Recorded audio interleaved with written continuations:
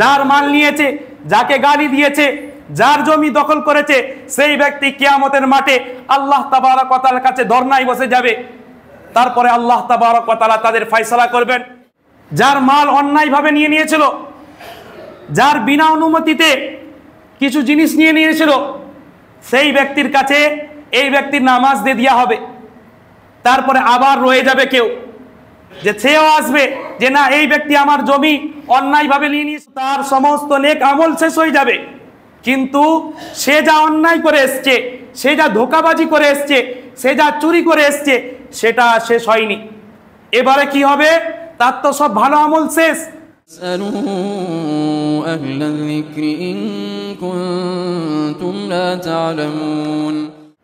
এবারে কিছু জিনিস আছে যেটা খুবই গুরুত্বপূর্ণ এবং খুবই ভাইটাল বিষয়, যে বান্দার উপর বান্দার হক কি আছে, এবং সেই হককে যদি আদায় না করা হয় তাহলে আমার কি হাসর হতে পারে। এ ব্যাপারে রাসূলুল্লাহ সাল্লাল্লাহু আলাইহি ওয়াসাল্লাম বলেন, আল মুসলিমু মান সালিমাল মুসলিমুনা মিন লিসানিহি ওয়া ইয়াদিহি ওয়াল মুহাজিরু মান হাজারা মা নাহাল্লাহু আনহু। যে মুসলমান ওই ব্যক্তি হচ্ছে আসল মুসলমান, যেই ব্যক্তির জবান এবং হাত দ্বারা কোনো মুসলমান ব্যক্তি কষ্ট না পায়। আর মুহাজির, সত্যিকারের মুহাজির হলো ওই ব্যক্তি যেই ব্যক্তি আল্লাহ তাবারক ওয়া তাআলার নিষেধকে ছেড়ে দেয়। এটা হচ্ছে বান্দার এক নম্বর হক, হচ্ছে যে মুসলমান কোনো ভাইকে মুখের দ্বারায় কোনো কষ্ট দেবে না এবং হাতের দ্বারায় কোনো কষ্ট দিবে না। তারপর হযরত আব্দুল্লাহ ইবনে জুবাইর রাদিয়াল্লাহু তাআলা আনহু বলেন, লাম্মা নাযালাত হাযিহি সূরাতু আলা রাসূলিল্লাহি সাল্লাল্লাহু আলাইহি ওয়াসাল্লাম ইন্নাকা মাইয়িতুন ওয়া ইন্নাহুম মাইয়িতুন সুম্মা ইন্নাকুম ইয়াওমাল কিয়ামাতি ইনদা রাব্বিকুম তাখতাসিমুন। যে কোরআনুল কারীমের একটি আয়াত নাযিল হলো রাসূলুল্লাহ সাল্লাল্লাহু আলাইহি ওয়াসাল্লামের উপর, আল্লাহ তাবারক ওয়া তাআলা রাসূলুল্লাহ সাল্লাল্লাহু আলাইহি ওয়াসাল্লামকে বললেন, ইন্নাকা মাইয়িতুন ওয়া ইন্নাহুম মাইয়িতুন, আপনিও মরণশীল এবং আপনার যারা বিরুদ্ধাচরণ করছে তারাও মরণশীল। সুম্মা ইন্নাকুম ইয়াওমাল কিয়ামাতি ইনদা রাব্বিকুম তাখতাসিমুন, তারপরে সবাই আল্লাহ তাবারক ওয়া তাআলার কাছে যে একে অপরের হকের জন্য পরস্পরে ঝগড়া করবে। قال الزبير رضي الله تعالى عنه يا رسول الله صلى الله عليه وسلم أيكرر علينا ما كان بيننا في الدنيا مع الخواص الذنوب। এই আয়াত নাযিল হওয়ার পর হযরত জুবাইর রাদিয়াল্লাহু তাআলা আনহু রাসূলুল্লাহ সাল্লাল্লাহু আলাইহি ওয়াসাল্লামকে জিজ্ঞাসা করলেন, ইয়া রাসূলুল্লাহ, ইয়া হাবিবাল্লাহ, মাআল খাওয়াসিয যুনুবি, বড় বড় যে সমস্ত গুনাহ আছে সেই সব গুনার সাথে সাথে আমাদের আপোসের মধ্যে যে খুঁটিনাটি বিষয়টা হয়ে যায়, খুঁটিনাটি ঝগড়া হয়ে যায়, এই ব্যাপারেও কি আল্লাহ তাবারক ওয়া তাআলার কাছে কাল কিয়ামতের দিনে ঝগড়া করবে বান্দা পরস্পরে? রাসূলুল্লাহ সাল্লাল্লাহু আলাইহি ওয়াসাল্লাম বলেন, ক্বালা নাআম লা ইউকাররিরুন্না আলাইকুম হাত্তা ইউতি ইলা কুল্লি যী হাক্কিন হাক্কাহু। ফাকালা যুবাইর রাদিয়াল্লাহু তাআলা আনহু ওয়াল্লাহি ইন্নাল আমরা লাশাদীদুন। রাসূলুল্লাহ সাল্লাল্লাহু আলাইহি ওয়াসাল্লাম বললেন, হ্যাঁ, নিশ্চয় নিশ্চয় নিশ্চয় আল্লাহ তাবারক ওয়া তাআলার কাছে এই সমস্ত খুঁটিনাটি বিষয় পুনরাবৃত্তি করা হবে। আল্লাহ তাবারক ওয়া তাআলা এই সব বিষয় খুঁটিনাটি করে হিসাব করবেন এবং ততক্ষণ পর্যন্ত হিসাব করবেন যতক্ষণ না পর্যন্ত প্রত্যেকটা হকদার ব্যক্তিকে তার হক, প্রত্যেকটা প্রাপ্ত ব্যক্তিকে তার প্রাপ্ত জিনিস না দিয়ে দেওয়া হয়, ততক্ষণ পর্যন্ত এই হিসাব চলবে। জুবাইর রাদিয়াল্লাহু তাআলা আনহু এটা শুনে বললেন, ইন্নাল আমরা লাশাদীদুন ইয়া রাসূলুল্লাহ, ইয়া হাবিবাল্লাহ, তাহলে তো এই মুআমলাটা ছোটখাটো মুআমলা না, এটা অনেক গুরুত্বপূর্ণ বিষয়, এটা অনেক কঠিন মুআমলা। তাহলে এই হুকুকুল ইবাদের মাসআলাটা, হুকুকুল ইবাদের ব্যাপারটা, বান্দার উপর বান্দার হকের ব্যাপারটা, এটা ছোট কোনো মাসআলা না, এটা খুব বড় মাসআলা, এটা খুব বড় ব্যাপার। এই হুকুকুল ইবাদ অর্থাৎ বান্দার উপর বান্দার কি হক রয়েছে, এটার ব্যাপারে রাসূলুল্লাহ সাল্লাল্লাহু আলাইহি ওয়াসাল্লাম বিভিন্ন হাদিসে এর বর্ণনা দিয়েছেন।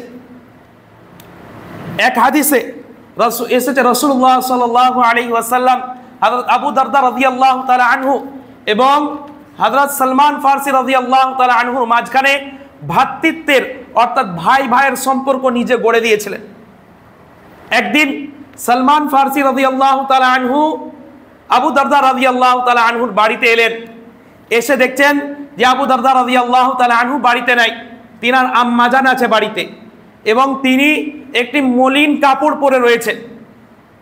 তো হযরত সালমান রাদিয়াল্লাহু তাআলা আনহু তিনার আম্মাজানকে জিজ্ঞাসা করলেন যে আপনি এই রকম কাপড় কেন পরেছেন? তো তিনার আম্মাজান বললেন, তোমার যে ভাই রয়েছে আবু দারদা, সে দুনিয়ার এতটা আসক্ত নয়, সে দুনিয়ার কোনো বিষয়ে খেয়াল রাখে না, তার দুনিয়ার কোনো জরুরত নাই। এই রকম করে বললেন যে সে দুনিয়ার বিষয়ে অতটা ঘাটে না। তারপরে এমত অবস্থায় আবু দারদা রাদিয়াল্লাহু তাআলা আনহু বাড়িতে চলে নেন। বাড়িতে চলে আসার পরে সালমান রাদিয়াল্লাহু তাআলা আনহুর জন্য কিছু খাবার রান্না করলেন এবং খেতে বললেন। সালমান রাদিয়াল্লাহু তাআলা আনহু তিনাকে খেতে বললেন যে আপনিও খান। তিনি বললেন যে আমি রোজা রেখেছি, আমি খাবো না। তো সালমান রাদিয়াল্লাহু তাআলা আনহু বললেন যে যতক্ষণ না পর্যন্ত আপনি খাবেন আমিও খাবো না। তারপর তিনিও সালমান রাদিয়াল্লাহু তাআলা আনহুর সঙ্গে বসে খেলেন। তারপরে যখন রাত হলো, আবু দারদা রাদিয়াল্লাহু তাআলা আনহু রাত্রেবেলা নামাজ পড়ার জন্য উঠে গেলেন। রাত হতেই সঙ্গে সঙ্গে ঈশার পরে কিছুক্ষণ যাওয়ার পরেই উঠে চলে যেতে লাগলেন যে নামাজ পড়ার জন্য। সালমান রাদিয়াল্লাহু তাআলা আনহু বললেন, আবু দারদা এখন শুয়ে পড়ো। তারপর আবার কিছুক্ষণ পরে আবার আবু দারদা রাদিয়াল্লাহু তাআলা আনহু উঠে যাচ্ছেন নামাজ পড়ার জন্য। সালমান রাদিয়াল্লাহু তাআলা আনহু আবারও তাকে মানা করলেন যে একটু শুয়ে পড়ো, তারপরে যাবে। তারপরে এমন রাত্রের একদম শেষ ভাগ চলে এলো, তখন সালমান রাদিয়াল্লাহু তাআলা আনহু নিজেই আবু দারদা রাদিয়াল্লাহু তাআলা আনহুকে উঠালেন এবং দুজনেই নামাজ আদায় করলেন। নামাজ আদায় করার পরে বললেন, ইন্না রাব্বিকা আলাইকা হাক্কান ওয়া লিনাফসিকা আলাইকা হাক্কান ওয়া লিআহলিকা আলাইকা হাক্কান, নিশ্চয় তোমার এবং তোমার রবের মাঝখানে একটা হক রয়েছে এবং তোমার নিজের উপর তোমার নিজের একটা হক রয়েছে এবং তোমার পরিবারের উপর তোমার একটা হক রয়েছে। ফাআতি কুল্লাযী হাক্কিন হাক্কাহু, সুতরাং সকলকে সকলের হক আদায় করো। অর্থাৎ প্রত্যেক দিন তোমাকে রোজা রাখতে হবে না।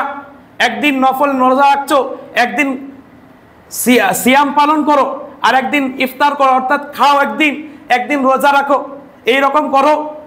আর সব সময় পুরো রাত নামাজ পড়ো না, রাতের এক অংশ নামাজ পড়ো, এই রকম করে বুঝালেন। এবং ওয়ালি নাফসিকা আলাইকা হাক্কান, তোমার নিজের জানের প্রতিও একটা হক রয়েছে, অর্থাৎ তোমার হাতের হক রয়েছে, তোমার একটা ঘুম প্রয়োজন, তোমার শরীরে ঘুম প্রয়োজন, তোমার শরীরে সেই হকটা রয়েছে। তোমার খিদে আছে, তোমার পেটে খাবারের প্রয়োজন, সেই জন্য তোমার একটা হক আছে। ওয়ালি আহলিকা আলাইকা হাক্কান, তোমার মা আছে, তোমার বিবি আছে, তোমার বাচ্চা আছে, অর্থাৎ সুতরাং সবারও একটা হক রয়েছে। সুতরাং সবাইকে সবার হক দাও। রাসূলুল্লাহ সাল্লাল্লাহু আলাইহি ওয়াসাল্লামের কাছে তারা গেলে আবু দারদা রাদিয়াল্লাহু তাআলা আনহু রাসূলুল্লাহ সাল্লাল্লাহু আলাইহি ওয়াসাল্লামকে বলছেন যে সালমান আমাকে এইরকম বলছে। রাসূলুল্লাহ সাল্লাল্লাহু আলাইহি ওয়াসাল্লাম বলছেন যে সালমান তোমাকে ঠিকই কথা বলেছে। অর্থাৎ প্রত্যেকটা মানুষের একটা হক রয়েছে, তার নিজের একটা হক রয়েছে, আল্লাহ তাবারক ওয়া তাআলার হক রয়েছে এবং পরিবারের একটা হক রয়েছে। সেই হকটাকেই বলা হয় হুকুকুল ইবাদ। এই হুকুকুল ইবাদের ব্যাপারে আম্মা জান আয়েশা রাদিয়াল্লাহু তাআলা আনহু বলেন, আদ-দাওয়াবিনু সালাসাতুন, যে কিয়ামতের ময়দানে হাসরের মাঠে 3 রকমের আমলনামার দফতর পেশ করা হবে। কয় রকমের? 3 রকমের। দিওয়ানুন লা ইয়াগফিরুল্লাহু, এক রকমের আমলনামা যাকে আল্লাহ তাবারক ওয়া তাআলা কখনোই মাফ করবেন না। আল ইশরাকু বিল্লাহ, সেটা হচ্ছে যারা আল্লাহ তাবারক ওয়া তাআলার সঙ্গে শিরিক করবে। এই ব্যাপারে আল্লাহ তাবারক ওয়া তাআলা বলেছেন, ইন্নাল্লাহা লা ইয়াগফিরু আন ইউশরাকা বিহি ওয়া ইয়াগফিরু মা দুনা যালিকা লিমান ইয়াশা, যে আল্লাহ তাবারক ওয়া তাআলা শিরকের গুনাহ ব্যতীত সমস্ত গুনাহ মাফ করবেন, কিন্তু শিরকের গুনাহ মাফ করবেন না।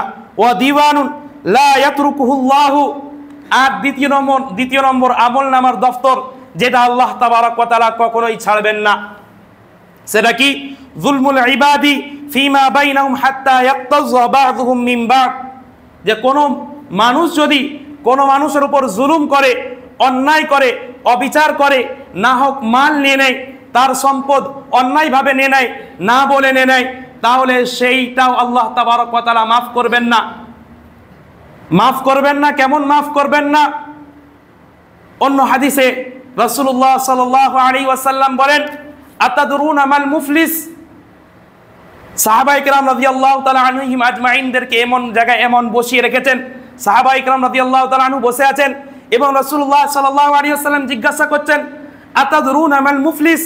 তোমরা কি জানো মুফলিস ব্যক্তিকে, নিঃস্ব ব্যক্তিকে?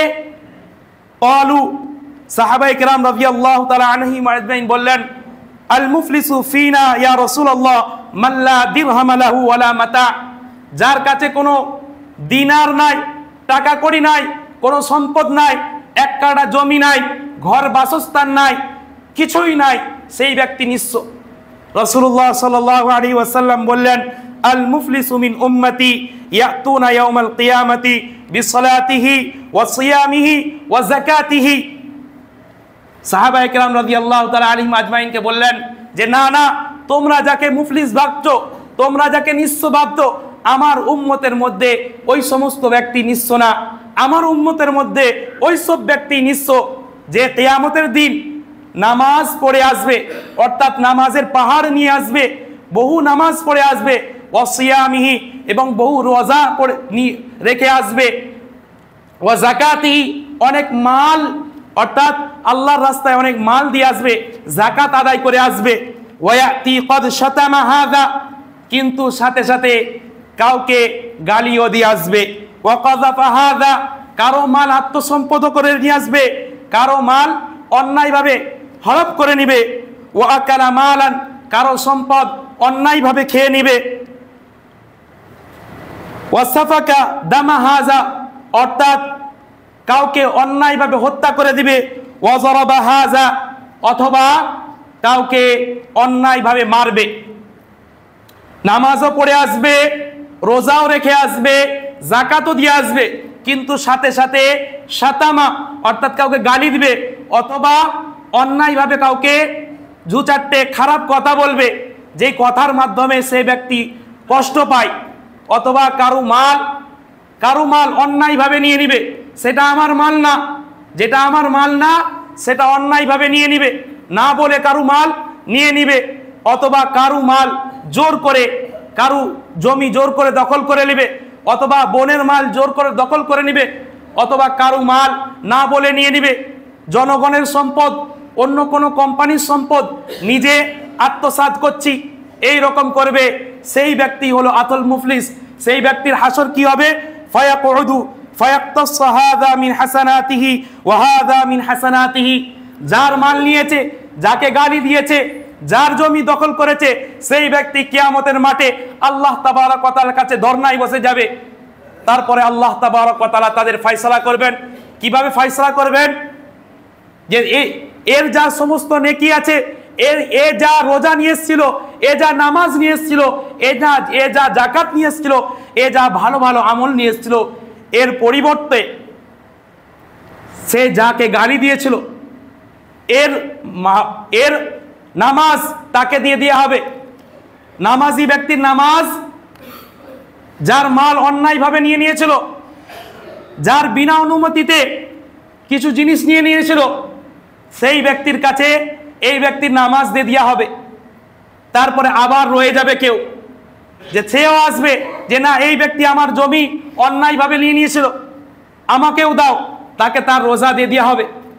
আবার এমন ব্যক্তি আসবে যে আমার কারেন্টের ইয়ে ছিল, আমার কারেন্ট এরা অন্যায়ভাবে নিয়ে নিয়েছে, সুতরাং আমাকেও কিছু দাও।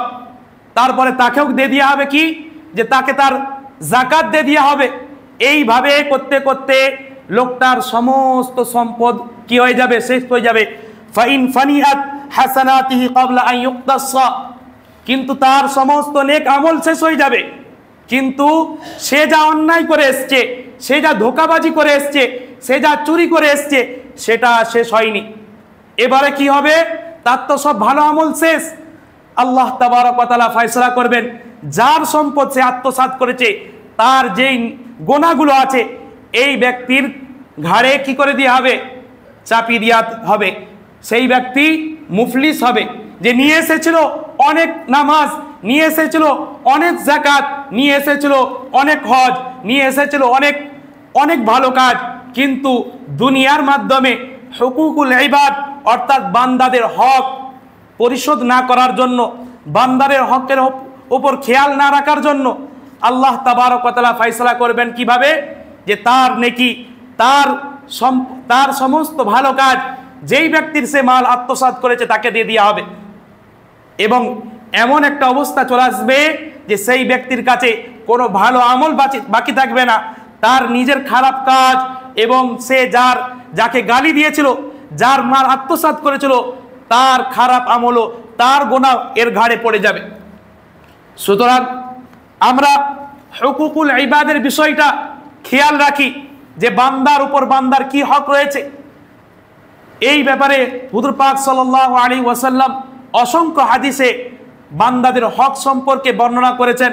আমরা আগের সপ্তাহে বান্দাদের হক নিয়ে আরও কিছু জানবো ইনশাআল্লাহ, কিন্তু আমরা বান্দাদের হক অর্থাৎ আল্লাহ তাবারক ওয়া তাআলার হকের সাথে সাথে খাসভাবে বান্দার কি হক রয়েছে, অর্থাৎ আমার সাথে আমার যে মুসলমান ভাইটা রয়েছে তার সঙ্গে আমার কি হক রয়েছে, আমি যে দুনিয়ার মধ্যে 24 ঘন্টা থাকছি আমার বিবির কি হক রয়েছে, আমার বাচ্চার কি হক রয়েছে, এই সমস্ত জিনিস জানা এবং এর প্রতি আমল করবো তো ইনশাআল্লাহ।